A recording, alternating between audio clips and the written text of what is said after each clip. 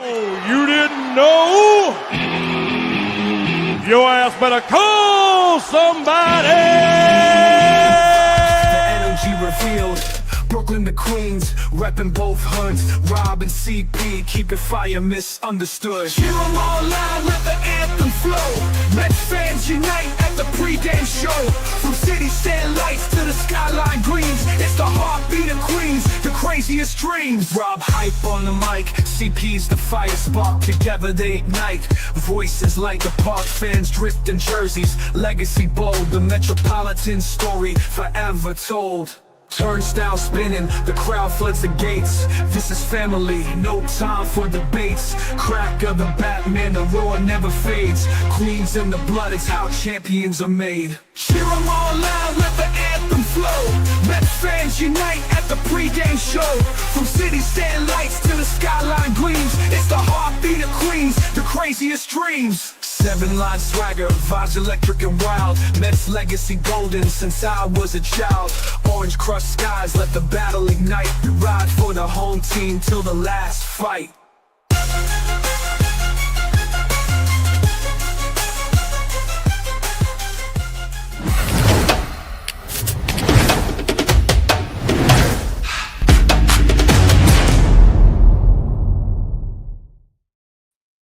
What's up, Mets fans? Welcome back to the amazing Mets pregame show right here on the channel and on X. And after an off day, we got 12 games to go in a very, very important series for our New York Mets. And we got the duo back together. Chris, how you doing, buddy? Oh, it's been a while since I've been on. I apologize to everybody about, the lack of content, the lack of streams. I'm actually just getting over being sick and I'm still feeling some remnants of it. So you all take care of yourselves out there. It's a cruel world, I'll say that. And nothing more cruel for us Mets fans than having to watch this roller coaster of a season, especially as of the last few months. But as crazy as it seems and as crazy as it sounds, this team somehow, some way is still in control of their own playoff destiny, and it starts tonight. And we've been saying this time and time again. This is a crucial series. This is a crucial series. That's a crucial series. I mean, we've delayed the inevitable, but with 12 games remaining, the time is now. And the Padres, this is a team that has given the Mets perpetual problems over the past couple of years, Rob. It's not going to be easy. So we're here to break it down.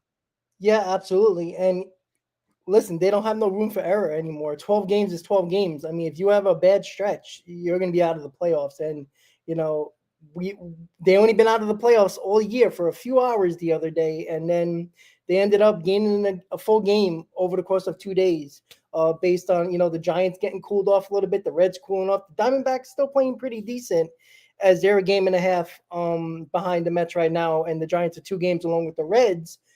But right now, look, it's all about the Mets taking care of their own business. And that's the biggest concern that we all have, right? We can care less about what the other teams do because if the Mets win, it doesn't matter.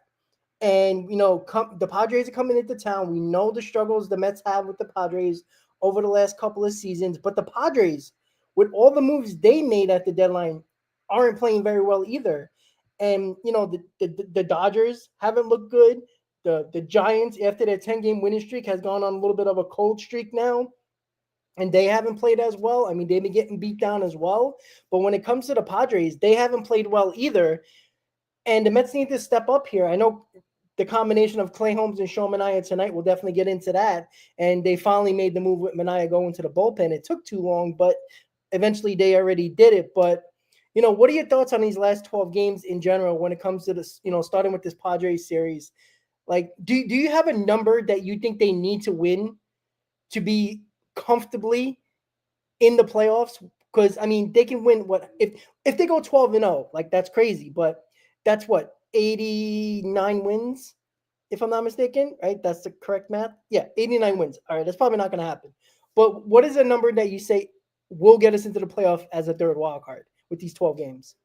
I mean, I would say I would hope at the very minimum 7-5 gets it done. That might be a little bit of wishful thinking, but then you take a look at some of the schedules that these teams have remaining, especially the Diamondbacks. They have the toughest road ahead of anybody, I would think, trying to get into the playoffs, and they're actually the closest ones, followed by the Reds and the Giants. And it's good that at least the Mets have the tiebreaker over the Giants, although this is a time where you look back at games, and I said it on the video that I released a couple of hours ago on my channel. These are the games, and this is the time where you look back at, those early season games against these teams, and you're like, damn, a couple of mistakes here and there. You clean that up, and you take the tiebreaker over all three of these teams instead of just one of the three, and that would make us feel a lot better with only a game and a half lead. So I would say 7-5 is probably the absolute bare minimum, but more realistically, I think 8-4, 9-3 gets it done a little bit more realistically. Like I said, with some of the schedules remaining, I know for the Diamondbacks in particular, it's kind of good for us right now, which is why we need to take advantage of the Diamondbacks and the Giants beating up on each other. But the Diamondbacks have to play the Phillies. I believe they got to play the Dodgers one more time, and I forgot exactly who else they play. I think it is the Padres. This Padres team, they've closed the season out again, so that's a really tough road for them. But I think 8-4. I agree with Ricardo in the chat. 8-4, and I can definitely see what Nelson is saying with 9-3 as well. Either of those gets it done, but even with these numbers that we're throwing out here, even 7-5, anything above 500 seems like a mountain to climb for this Mets team with the way they've been looking like the past, 8 to 9 games, especially against the Rangers and the Phillies. I mean, a handful of those games, I know that I didn't get to talk about it. I was away. By the way, congratulations to you. I was live and in person to see your Cowboys beat my Giants in overtime.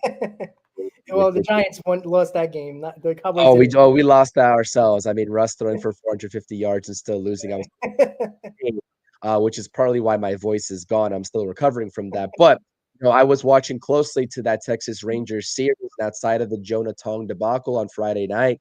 I mean, that middle game really pissed me off. The offense really didn't want to take the game away from the Rangers, and the bullpen, we all know how that happened, right? And so, take a look at the 1-0 loss to the Phillies. There's a handful of games, even in these last 7 games, that the Mets could have taken, and they're just kind of like, no, you take it. We don't want it. And that's the most infuriating part to me. There's no urgency. There's a lack of urgency, I should say, and the execution thereafter is following that lack of urgency. So 8-4, a really roundabout way to express my frustrations. I'll say 8-4, but 9-3 sure would be nice. Yeah, yesterday and a couple of days ago, I said 8-4 as well. I think that's a good number.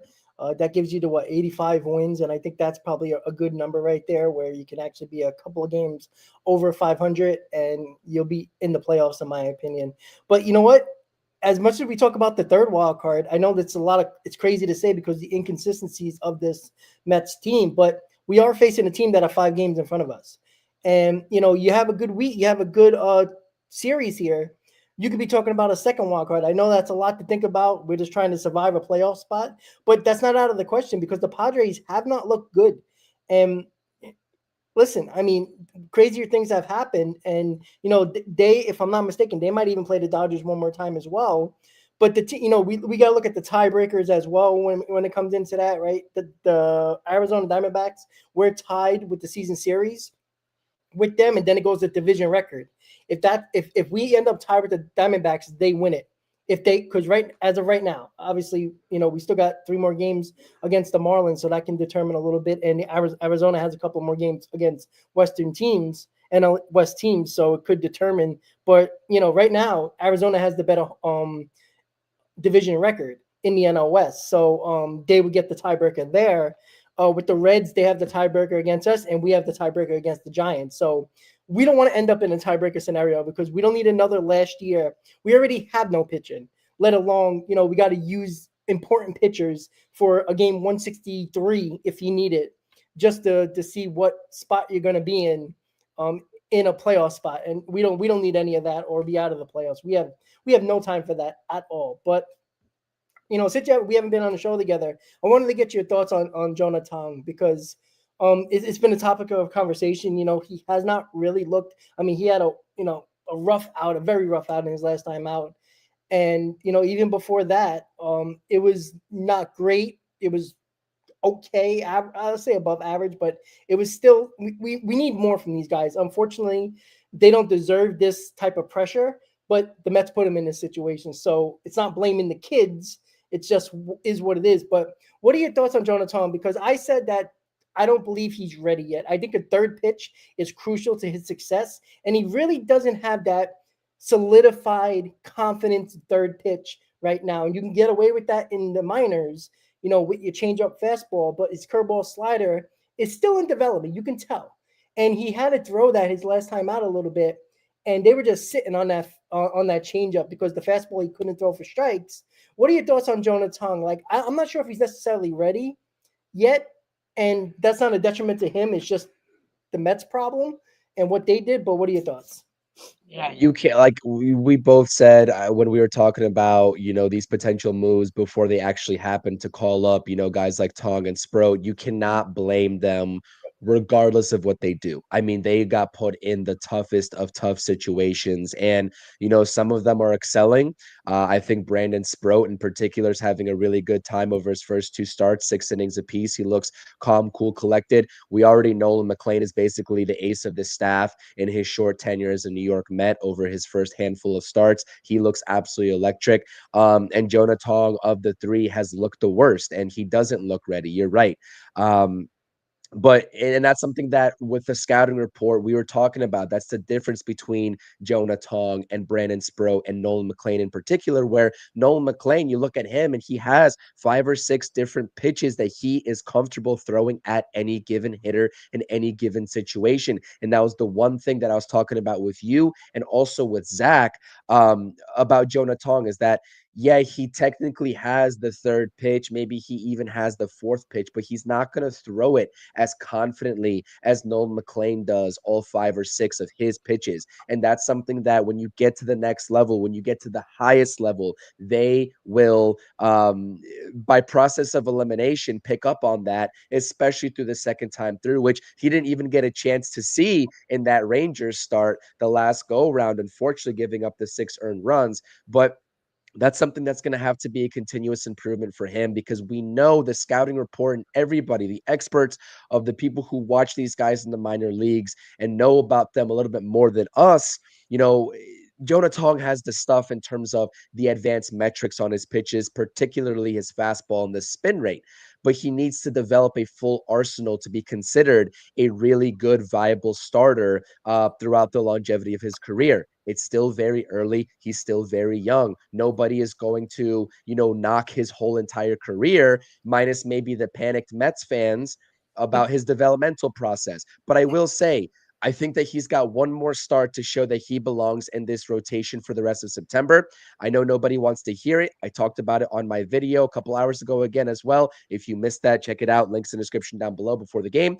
Kodai Senga is doing really well. I think he earned some sort of honors of whatever in AAA, if that matters. It doesn't really matter. Nobody wants to hear this, but knowing the Mets, I would think that their game plan probably is see if Jonah Tong has it against the Padres.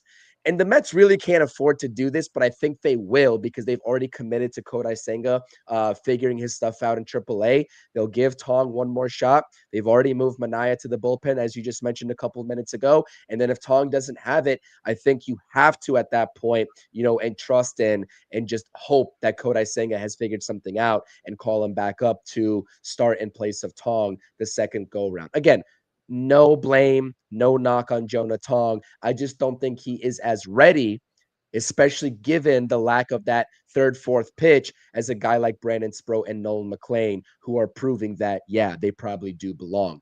I still think Brandon Sproat as well needs some polishing, but you could just tell he's a little bit more comfortable and a little bit more calm, cool, collected when he gets into some of those jams because he knows that he has to put away stuff right now, unlike Jonah Tong. So that's really the difference. That's the way that I assess the quote unquote three-headed monster and their production so far. And I think that this game 3, I think it's a matinee, 1:10 p.m. in this series against the Padres is really going to tell us a lot about the future, the 2025 future of Jonah Tong on the New York Mets in this rotation. And you know what? Maybe a bullpen gig for him is not out of the question. If they decide to move one of the veterans, I'm not really confident that they'll do that as opposed to just sending him back down. But you never know. Stranger things have happened. But I do think that this is his last go round in terms of proving himself in this rotation. Yeah, I agree. Unfortunately, the Mets put him in a very rough spot, and it is what it is. We have to at least give him one more chance, and he's going to get it against the Padres, the last game of this series. But when it comes to like Kodai Senga, and I'm glad you brought him up because I was going to bring him up next. We know the Mets are going to give him another chance, right? He's starting on Thursday, in the minors again. He'll probably pitch great because minor league hitting is not anywhere near major league hitting, and the Ghost Fork is going to fool a lot of hitters down there, like it did his first start. Just how it goes. So the numbers are not really the problem of what we're going to be looking at. It's going to be like, did he fix whatever he was trying to fix? Like, did he? Because we talked about this many times with Kodai Senga. He doesn't adjust. He throws what he throws. He throws that fork ball off the plate almost every single time. And he has a very straight fastball. He uses his other pitches, but when they're not swinging at that Ghost Fork pitch, he finds himself in a lot of trouble. And you hope that whatever he's doing down there, mechanically or whatever it is, it needs to work. It needs to be figured out so we can come back up here. Because if Tong doesn't pitch well, you have to rely on Kodai Senga again, regardless of the situation. Unfortunately, because you can't keep on throwing out a young kid over there and then say, "Oh, here's the playoffs. Good luck." You can't do that. You're gonna kill the kid. So I'm not ready to do that just yet. But Kodai Senga, and I already said this, the Mets are gonna bring him back up. He's gonna either be pitching in the last game of the Chicago series or the first one or two games in the Miami series. That's where I think where he's lining up to possibly pitch. And you could piggyback him and Tong together if you wanted to. If you wanted to do it that way as well, like they doing today with Clay Holmes and Sean Manaea. But I don't know. I already thought about this pitching being the demise of this team, and I always thought they would sneak into the playoffs somehow, some way. I just like, I am not confident in this rotation or in this pitching in general to get us anywhere in the playoffs. But again, crazier things have happened. We don't know, right? We know how the crapshoot of the playoffs are nowadays. You need one or two pitchers to get hot, and you're in good shape. And if Nolan McLean is the guy that we see now in the playoffs, you need one other guy to step up. Because if you can have two pitchers that you can count on in your rotation, you got a really good chance of doing what you need to do in the playoffs. So, it's a wait. Unfortunately for us, it's a wait and see approach, right? Other than McLean and somewhat Sproat, there's nobody that you can feel confident in a game. Even David Peterson, who goes tomorrow, there's not really much confidence going into it. I don't know if you heard Will Simon say yesterday on the off day live on SNY. He said that because they asked him, is David Peterson written in as one of the starters in the postseason? He says, I wouldn't do it because he's not a swing and miss type of guy. And that's interesting, and again, we know Will Simon, he's really good at what he does. I was shocked when he said that. And Chris, I wanted to get your thoughts on that before we really get into this game right now. But what are your thoughts on that Will Simon said that he don't believe David Peterson is going to be written in as one of the starters in a wild card series because he don't have that swing and miss potential that some other pitcher might actually have that might fill his role? I would be shocked if he's not, given the lack of other options, but the basis of what Will Salmon said is nothing different than what I've been saying this whole time about David Peterson, what we've been saying on these streams about David Peterson. We know he's not a swing and miss guy. We know that doesn't really play well to be a quote-unquote ace. If you're an ace, you can put hitters away whenever you want, and Nolan McLean is showing that he could be that for the New York Mets. But if it's not David Peterson, what's the other option? You probably are going to have I would imagine Kodai Senga be one of those pitchers, right? Nolan McLean is the other guy. And I think Kodai Senga has to prove something for him to be, one of those guys in the top three in a wild card series. But let's say he does come back for the Cubs series. Let's just say he gets two more starts. One, maybe two. I think they're going to try to get him back up here to get more starts before season's end, right? If that's possible. Do you think that's possible, first of all, before I keep going? With Senga? One. Just one then, right? Yeah, it would be the final couple of games of the season. That's the only chance he has. Yeah, so you know what? I mean, if it's one, he proves that he does well in that, which again, what is that going to really show us across one start? I think Well, that'll earn him it a depends on spot. what they're looking for, right? Because even if he doesn't pitch well, are they looking for something like, are they working on things down there that we're not even know, like we don't know what they're working on? Because I don't think they care about the numbers either. I think they might. I mean, there's a reason why they wanted to send him down to the minors, not just Yeah. because he pitched bad, it's because they see something and want him to fix it, and he probably knows it too. Because it could be something that they're looking for him to fix, and if they think it's fixed, then I guess he'll go. So Well, I anyway, was saying more so the numbers of his major league start when he comes back up, not really the AAA starts. But that's what I was going to bring up. I was just like with Kodai Senga, we know what the issue is with Kodai Senga. His fastball just has sucked this year, right? yeah. He's not a guy that, can get swing and miss with his fastball because it's not really that lively. It's pretty straight. And when you don't expect the ghost fork to be a strike ever, right? If you're a hitter, then all you're doing is looking for that fastball and doing damage against it. And so that's really the one thing that I would hope that over his last handful of appearances in AAA that he is working on is being more effective with his fastball. We're not expecting a 5 mile per hour differential or a 3 mile per hour differential for more speed. We're expecting better, more precise locations, which I think everybody on this staff has room for improvement on, especially David Peterson as well, and some of the bullpen guys like Ryan Helsley, etc. Location with your fastball, regardless of the shape of it, the speed, the movement, whatever. That's first and foremost. So I do think Senga will, at the end of the day, whether you believe in the guy or not, I'm not saying that I do believe in him, but I think he will be one of your 3 starters in a wild card series alongside Nolan McLean. So if you're saying, and if Will Salmon is saying not David Peterson, I'm not saying that's what Will Salmon is saying, but he's saying it is not 100%. He's leaving, room and the door open for there to be another option. The only other option that I would accept is Brandon Sproat. That's the only other acceptable option that this team has. That's it. Because Clay Holmes, I'm sorry, and I know we're going to get into this game. Is anybody confident in Clay Holmes today? I'm not. I'm not confident whatsoever in Clay Holmes. So you can maybe do a piggyback sort of game for game 3 or game 2, whatever game you're not throwing Kodai Senga. That's an option. But I still think that David Peterson probably is the front runner to take one of those spots. He doesn't have ace stuff. He's a contact pitcher. But right now, with this rotation, the way it looks, you've got no other options if it's not Brandon Sproat, in my humble opinion. Well, you know what? I'm glad you brought up. It's going to lead us right into the Clay Holmes discussion today. What if Clay Holmes and Sean Manaea pitch well, piggybacking off each other today? I'm not saying Clay Holmes goes 6 innings. I'm saying Clay Holmes pitched really good 4 innings, and Manaea pitches a really good 3 innings, and he gets 7 innings or maybe 8 innings from them combined. They're probably going to do that again in, I would say, the Cubs series most likely. I think that's maybe the end of the National Series, or maybe the beginning of the Cubs series, whenever the next time they pitch. If they pitch well, let's say the next 2 times they piggyback off each other. I mean, wouldn't you think about that for a postseason spot and just throw McLean and Sproat and maybe have somebody ready like or start Kodai Senga and maybe piggyback Sproat off of Senga or something like that? Because the only reason why I'm saying that is because if they trusted David Peterson and obviously Will Simon has probably a little bit of understanding of what's going on in the Mets clubhouse and what they're thinking. That's why I thought he brought up the Peterson thing when he was asked that.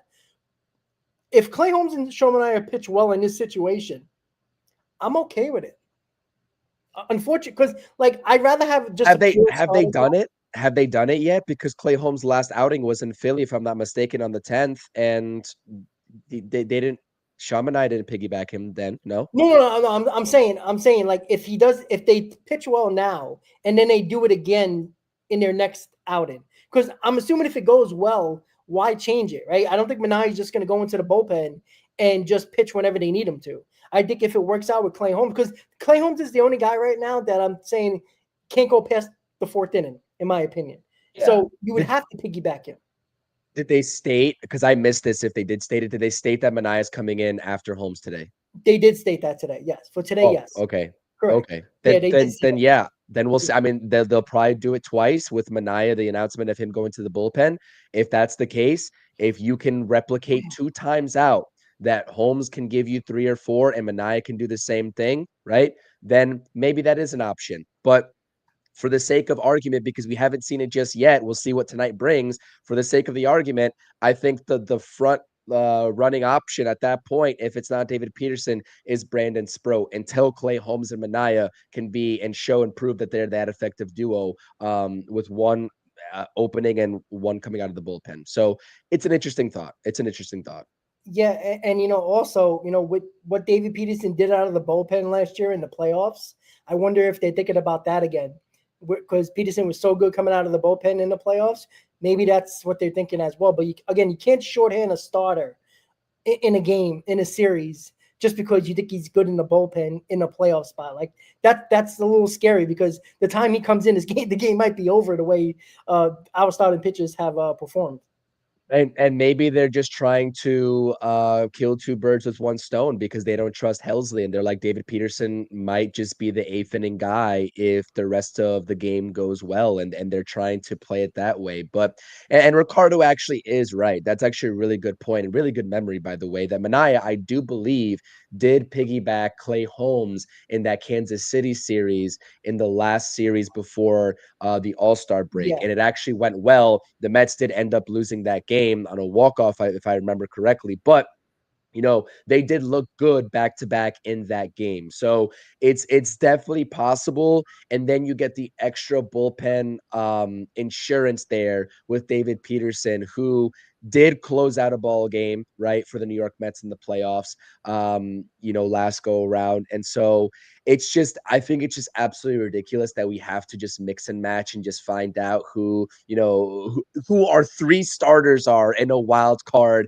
series. Cause I feel like if you're a true contender and if you somehow don't win your division, you gotta have 3 starters that you're like, okay, these are our guys, we're going to them. I'm pretty sure most other wildcard teams can say that they know already who their 3 starters would be, but the Mets, unfortunately, are not in that situation right now. So it could go either way. But I do agree with the premise of what Will Salmon is saying, though, Rob. This is what my one knock on David Peterson. I've been very high on David Peterson. I thought that he could take that next step. The second half of this season really hasn't gone the way that I would have envisioned it to for David Peterson. And that's why we're having this conversation, is because he really isn't a strikeout pitcher. He really is a pitch to contact pitcher. And in the playoffs, it can serve you really well, but it could also be very dangerous, which is also why even though Kodai Senga is known to be a strikeout pitcher, if that ghost fork is not landing at a respectable rate within anywhere in the vicinity of the strike zone, he is in for a world of hurt. That's why I'm like, the outlook going into a 3-game set from a pitching perspective right now, outside of Nolan McLean, is just not favorable for the New York Mets. And that's why this offense, first and foremost, has to continue just trying to find a way, for this team to go ahead and not only clinch their ticket into the postseason, but also do some damage there. I also do see, is that Strider versus Holmes? I think it's supposed to be King versus Holmes, no? Did I put Strider? Oh wow, yeah, King. I'm sorry. Yeah, thank you. Yes, it's my I mistake. had I'm to sorry point about that that. out. I had to point that out. Yeah, like I put it down there and I forgot to change it up there. I had the background for a Brave game, unfortunately, but that's all right. We all know what we're talking about, except for me. Who knows? I'm a little out of it too. But when it comes to we also would love to be talking about that at the end of season, about what the rotation is going to look like for a wild card series. Now, I also think it depends on who we play, because it's still up in the air. Like, we could still play the Dodgers. We possibly could play the Phillies, because if the Phillies don't have the best record and the Brewers do, and the Brewers are a little bit lower than the Dodgers, or we can play many teams. Put it that way. We can end up in the 2 spot in the wild card and be facing the Cubs. So there's a lot of options yet, and you're probably not going to find out until the last day of the season who we're going to be playing if we're in a playoff spot. And hopefully we're talking about a playoff preview in 2 weeks. At least let's hope. So getting into this game, obviously Clay Holmes is pitching to start, and then Manaea is piggybacking off of him. We've seen that before the All-Star break in Kansas City, as Chris said, and I forgot who said it in the comment section, but they done it before. And again, I'm assuming they're hoping it works, because if it works, why not do it again for Clay Holmes's final start and Showman's final, most likely piggyback until the playoffs. It does give the Mets a lot of options here, because if Clay Holmes and um, Showmania pitch well, I find it very hard to believe that these guys are not going to piggyback off each other in a postseason start. And somebody brought it up as well, that in a 3-game series, are you really going to go in game 1 and game 2 back to back with rookies? I find that very hard to believe. But then again, do you want to do or die game 3 with a rookie on the mound as well? It's a tough situation to be in. But you know what? Didn't the Mets put themselves in that position themselves by what the lack of what they did in the offseason and at the trade deadline? And let's be honest, because Kodai Senga has sucked and Showmania has sucked, it's partly their problem as well. But the Mets put him in this position, and they might not have any other choice. So when it comes, get Chris, I'm sorry. Oh, I was just gonna say, like the question that you just posed, if you would trust a rookie on the mound in a do or die game in game 3, I'm like, well, if these rookies are coming up in the later stage of the season to try to be the quote unquote saviors and try to provide a boost for this rotation, if they punch their ticket because of these rookie pitchers, yeah, you know what? They've already said that they trusted them enough to do that. You might as well go throw them out there for game 3 in a do or die situation. Pressure builds diamonds or makes diamonds, whatever you want to say. So the Mets, I think the answer here, what we're getting at, is exactly what you just said. They did it to themselves. David Stearns did this to this Mets team, and also the veterans that have not been producing also deserve equal blame, because the execution is just laughable. Yeah, exactly. So, again, hopefully we're talking about that by end of year. But when it comes to today's game, this is an opportunity for the Mets here. They put themselves back in a situation where they control their own destiny yet again. They got a 1.5 game lead up on the Diamondbacks right now, 2 games on the Giants and Reds. We talked about the tiebreakers, talked about that and all that stuff. But Michael King, just coming back from injury not too long. I think this is his second start from injury, maybe his first. I'm not too sure, but I know he had an injury. He's just recently come back. This is a situation where the Mets have to jump on him. He's had a good season prior to injury. We know how good he is. We know how good the lineup can be for the San Diego Padres. And we also know that the Mets have had a hard time, regardless of who's pitching, regardless of who's in the lineup for the Padres. They cannot beat this goddamn Padres team. They struggle against this team. The matchup doesn't fit the Mets very well.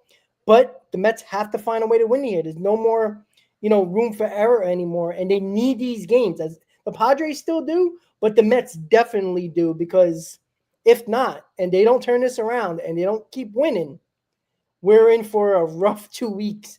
And Chris, what are your thoughts on the Padres here? Because they have been struggling as well, but we know the matchup doesn't really sit well on the Mets end, and it usually favors the Padres.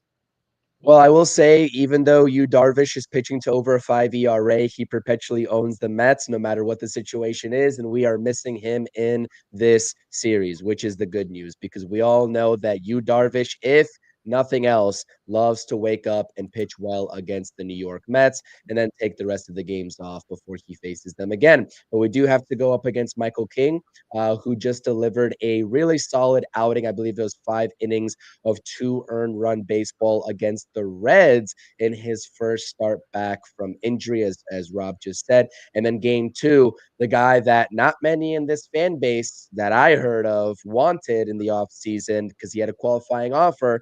I was actually one of the ones that did want him, Nick Pivetta, who's pitching to under a 3 ERA. He's been fantastic in his first season as a San Diego Padres, getting the ball in game 2.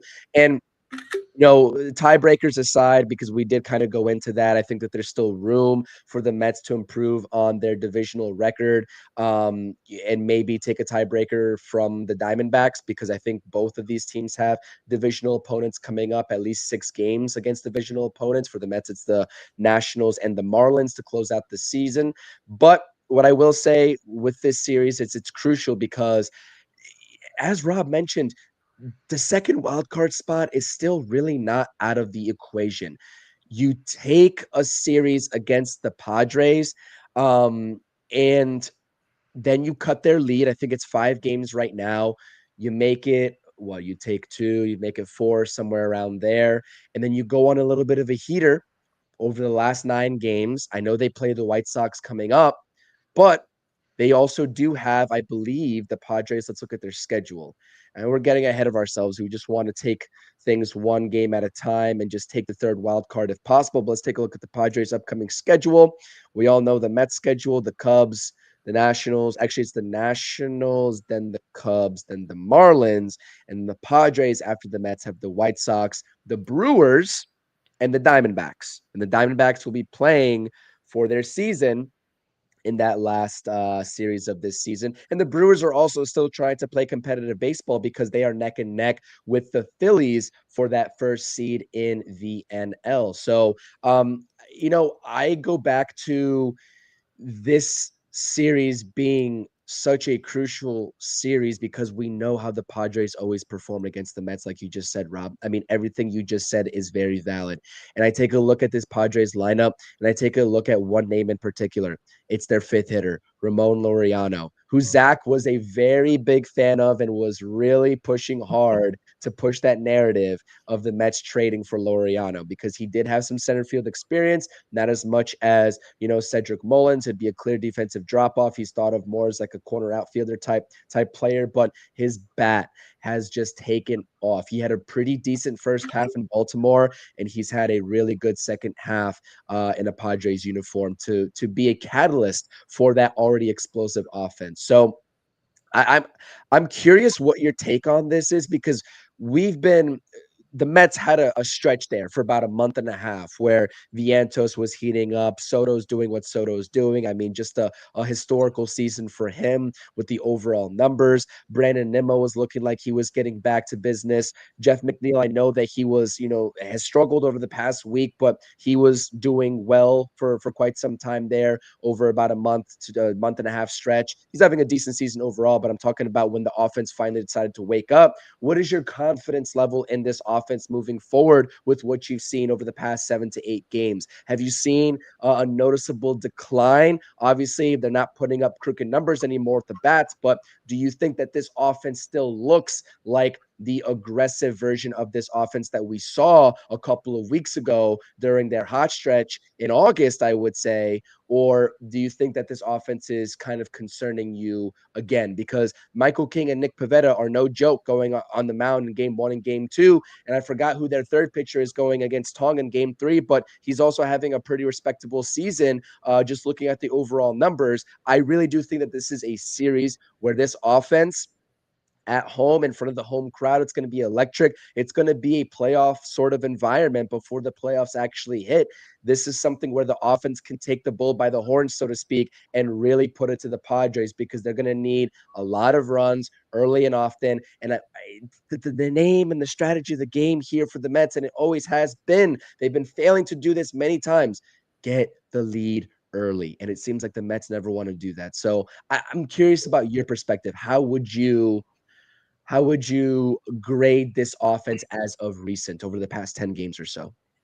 Well, they definitely haven't been good. They did, the last 2 games they did give them leads and the pitching blew it. So they didn't have again. I think too many people are focused on the 7 runs per game that they were doing for the last 30 plus days prior to the last 10, where 7 runs per game is not sustainable. It's just not. No offense is going to do that. Good offenses are going to range from 5.5 to 6 runs per game, around that area. That's usually a really good offense. That is where most teams are, even the good lineups.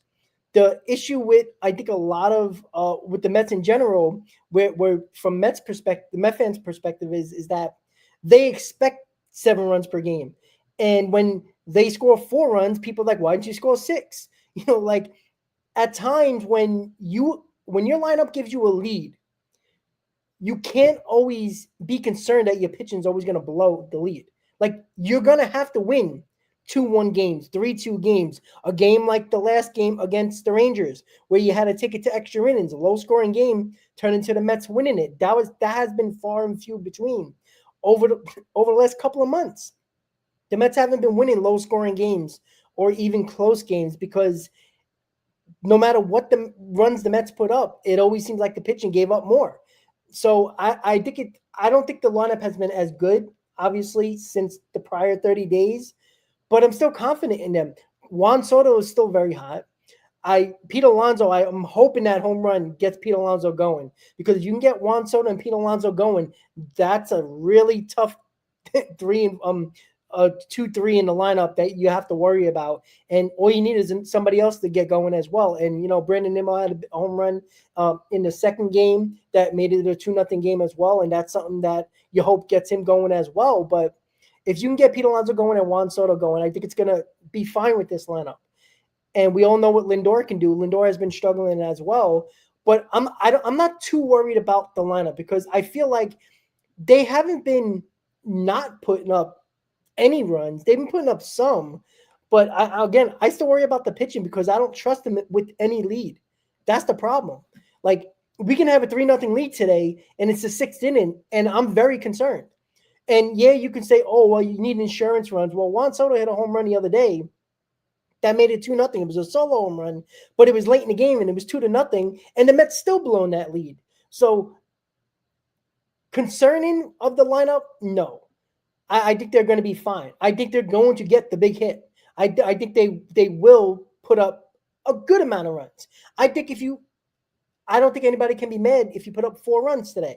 You put up 4 runs today, you should win a ball game. I'm sorry. I think that's not asking a lot for the pitching to minimize the Padres to 3 runs.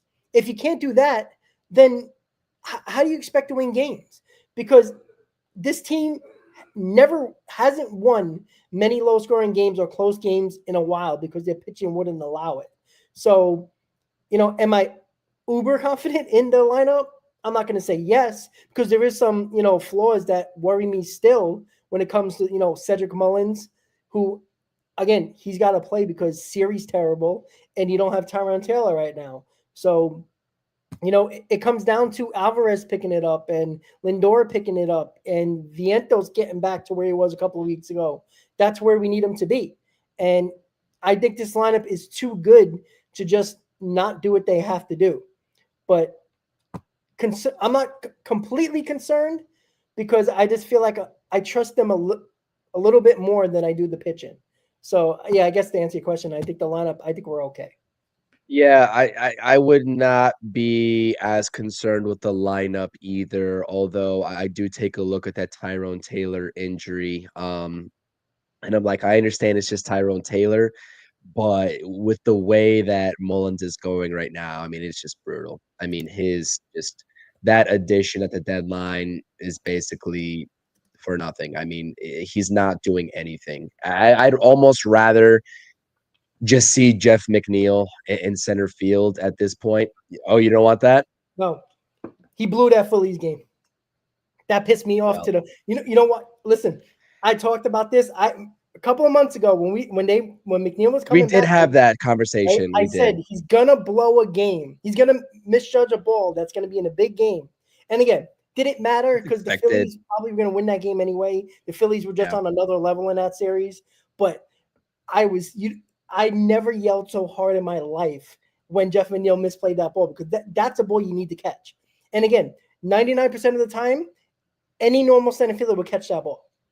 And I agree. Maybe they would misjudge it too, but more likely than not, they wouldn't. I think that you can't allow that to happen. Playing guys out of position. I know McNeil has been more than serviceable. He's been probably above average.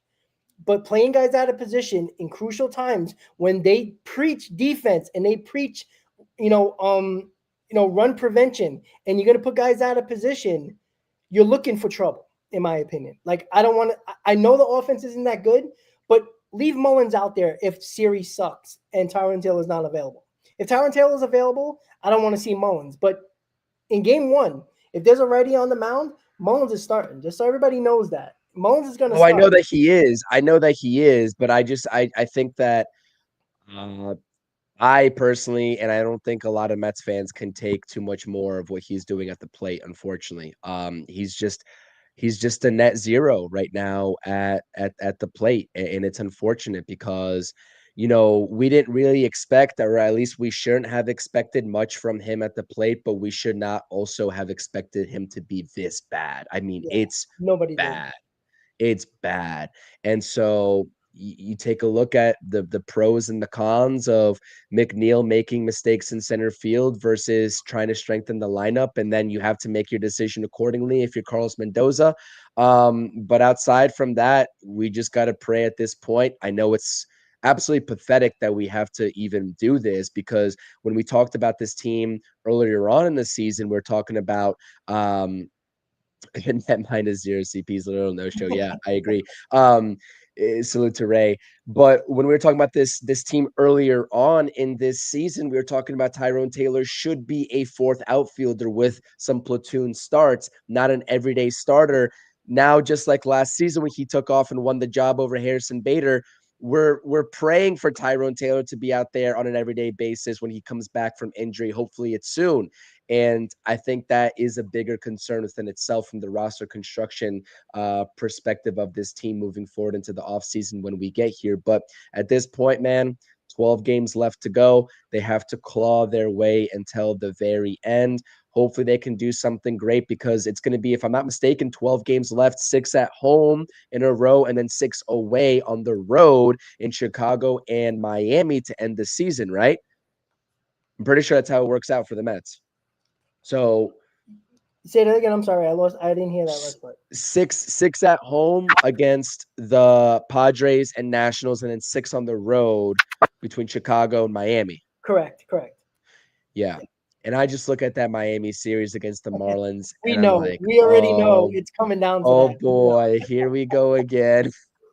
We know. Of course. We already look. We could have talked about this a month ago. We knew this was gonna happen. We knew. Look, we never get anything we want as Met fans, right? We don't get the players we want at the trade deadline. We don't get the actual guys we want in the offseason. We don't get to smooth sail to a playoffs during the regular season where we could be chilling the last 2 weeks of the season. No. We're not allowed to do that, right? They love heartbreak. They love heartache. They love stressful moments for this. Not only do we have to worry about our terrible football teams, there's no basketball yet. There's no hockey yet. Now the Mets are just causing more problems, and we don't have a break at all. Like, football season is over already. It's great. Lovely. And now we got to worry about the Mets, holding on for dear life so we can actually have a postseason and something to talk about in October. That's exciting, because our football teams are not exciting. So, hockey will be here and then be gone too with the Rangers, and the only thing that we really have to look forward to is a potential Knicks championship run. That's really it, and it's unfortunate. But see the Rangers. Imagine saying that years ago. That's funny. The Rangers named the captain, right? Oh, I didn't see that. I didn't see the news. Yeah. So it was our trade deadline after JT Miller. Oh, okay. Interesting. Okay. I know, of course. God forbid giving to anybody who's actually been there, but all right, let's go. Yeah. Let's trade let's trade, Kreider, and then, all right. Sorry, guys, we got well off track, but that's all right. Who cares, right? I'm saying, like, the Mets need to win, and we'll be happy. That's all we need to know. That's all we need to know when it comes to what's going to happen. So, yeah, Chris.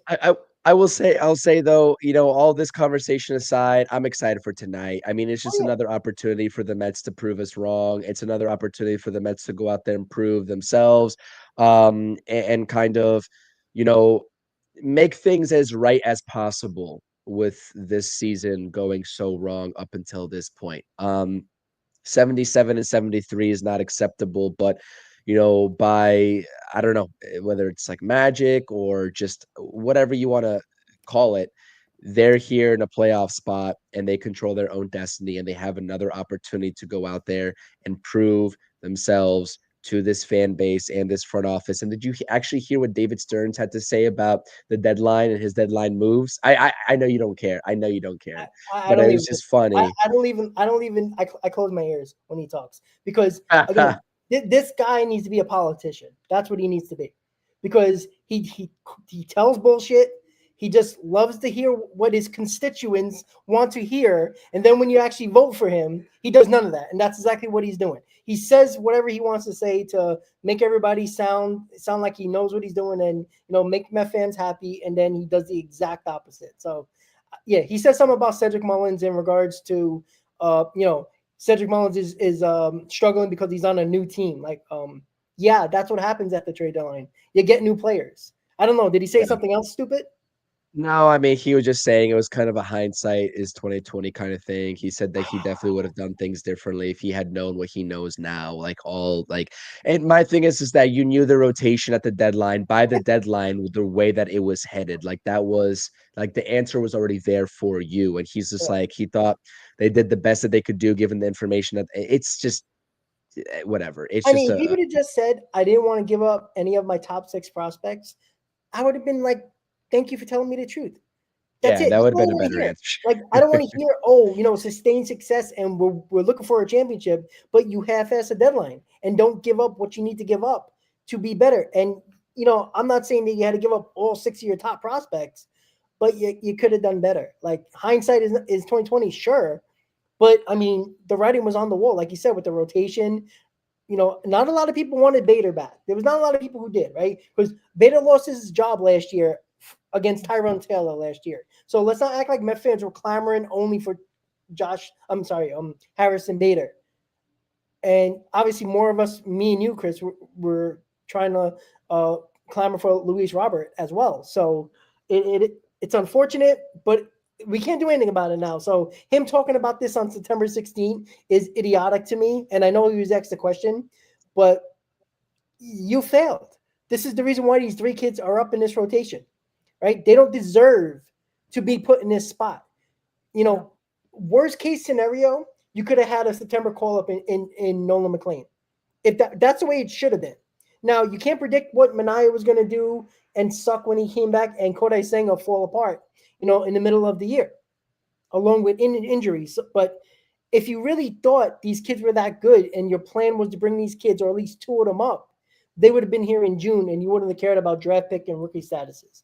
So, I guarantee you nobody asked him a question about that because the media is afraid to do it and ask him, why do you care about draft picks and rookie status? So, yeah, David Stearns is, a ghost to me right now, just like saying his ghost fork. He's just irrelevant at this point. Well, we'll have a lot of conversations about David Stearns and the whole philosophy this offseason, I'm sure. I mean, be prepared for those conversations. They better make the playoffs, man. I agree. According to Martino, as of like 2 minutes ago, the Mets need another right-handed reliever in late inning high leverage spots. David Stearns said today that all options were on the table. Among the logical candidates, Clay Holmes, Brandon Sproat, and Kodai Senga. You know what? I'm actually happy that Clay Holmes is in consideration. I would love to see Clay Holmes in that situation. I think that's the best suited situation for Clay Holmes. This whole, again, he hasn't been terrible as a starter, but he's just not reliable. He's not reliable for me. And I'm not saying that he can't be reliable in year 2 next year, but with what the Mets need right now, Clay Holmes should be in the bullpen. I'm sorry. That's just the fact of the matter. So we'll see how it goes. There's going to be a lot of shakeups here over the next 12 games. Senga's going to be back up. I bet you another guy is going to go to the bullpen. Maybe somebody gets sent down like Jonah Tong. I don't know. Do you think, my last question to you before we round this out, do you think Tong is going to go down if he struggles today? Or not today, in game 3 of this series? I don't know if they can afford to do that. Yeah, that's what I'm saying. Like, I mean, I would just piggyback him off of somebody else. Like, I don't think you can. I don't think you can because he has potential. And I know we're talking about potential in, desperate measures here to win games. But, I mean, until Kodai Senga comes back, he's not going anywhere. So, yeah, he might come off the roster for a few days, but he's already postseason eligible if they take him off the roster. So if they're going to need him or use him in the postseason, maybe they'll, take him off the roster for Senga's one start in the Cubs or Marlins series and then bring him back. But, yeah, I don't even know. Like, would I do it? No. Honestly, I would keep him on the roster somehow, some way, even if it's got to be in the bullpen. But, I'm glad also that Clay Holmes might be going to the bullpen because that should have happened already too. But I don't know, man. Like there's so much crap up in the air, and I'd love to be talking about, and this is the problem, Chris. And people might be frustrated why we really haven't talked much about the game, is because there's too much going on outside the game that is going to affect these games. That's the problem. Like, we got Clay Holmes and Manaea, who's supposed to be mainstays in this rotation, piggybacking off each other. There's still, we just found out about the rotation for the next 2 games in Peterson and Tong, but look at the rest of the series. We have no idea. We don't know if Tong's going to get another start. We have no idea when Senga's coming back up. Clay Holmes could go to the bullpen, as David Stern says. Like, we have no idea. This is the problem. And we shouldn't have so many question marks. 12 games left in the season, and we also have to win a lot of those games. That's a lot to ask for. But the Mets have to do it, or they're going to get killed. They're going to get you. You're going to waste a historical season from Juan Soto, best season as a Met ever. The only other guy other than Barry Bonds to have a 40-30 season, and we're going to waste that. You can't waste years of Juan Soto not being in the playoffs. This guy lives for the playoffs. You pay all that money because of what he does in the playoffs. Same thing goes for Lindor as well. Like, you can't keep on wasting years of these guys, especially Lindor, because he's clutch in the postseason. That's when they perform the best. This is why you pay those guys. And even a small sample size of Pete Alonso has good numbers in the postseason. You can't waste those years and not have those guys in the postseason doing damage. That is when they rise to the occasion. That's why you pay those guys. So, man, listen, I hope they make it, because I really want to be talking about missing the playoffs and then, complaining about all the shit that I've been complaining about all season, because I want to talk about a playoff series or a couple. That's what I want to talk about, Chris. So, any final thoughts before we call it a pregame? You're doing a postgame tonight? I'll decide if I'm doing a postgame within the next hour. So It's on the fence. I'm actually waiting for Nick to respond. If he could do a post game too.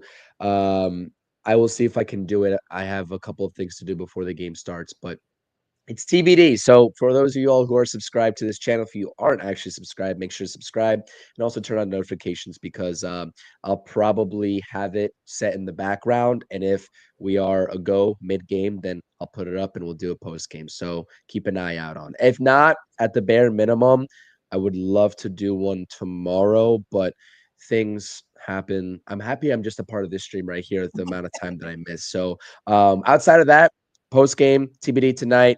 It's really 50-50. This do or die time. It's now or never, Rob. It starts tonight against the Padres. No better time, and really no better opponent than a team that has pretty much whooped your ass time and time again in the meetings leading up to this series. So the crowd's going to be electric. I have no doubt about that. Go out there and perform. And Clay Holmes, just give us something to work with. Keep it respectable in this offense. I'm sure will do its thing.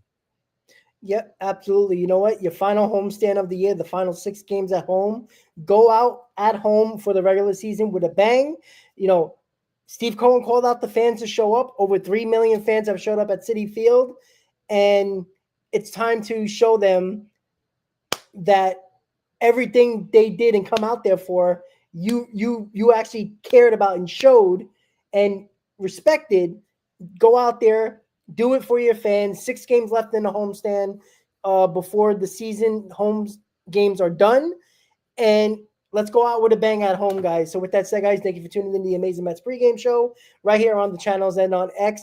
Look out for that post game if Chris does it later tonight, guys. But hopefully we're talking about a Mets W either tonight or tomorrow on the pregame, guys. Have a good night, guys. Let's go Mets, and enjoy the game.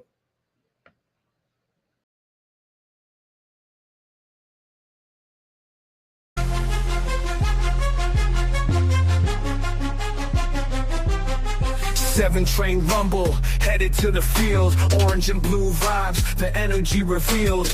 Brooklyn to Queens, repping both hoods. Rob and CP.